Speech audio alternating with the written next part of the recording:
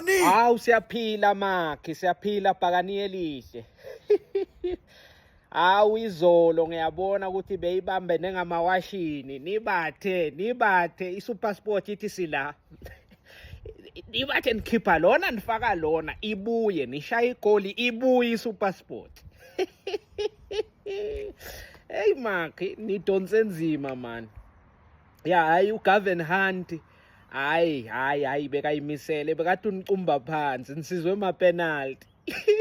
Nina nidlala njani? Awu angizwa Nisho neStellenbosch izolo. Emakhi kukhona le ngoma ethi mathathu lamadoda emlilweni.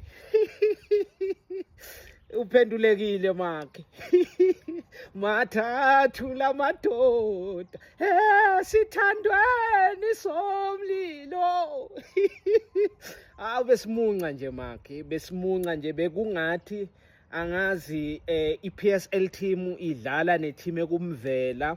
Besimunca ngoba kwesinye isikhathi besithi siyokora emapalini sithole kunganamuntu sisale nje silikhahlela ukuthi lingene nethini kodwa nje sithole ugoalkeeper wabo sekayonceda amaplayer abo lephakathi indlela isimo besisibi ngakhona exaggerate into beyenzeka nje izolo isimo besisibi akuphelanga na 5 minutes sashaya igoli lokuqala ke yebo ke bekuyi penalty ngoba bese badlala ngezandla.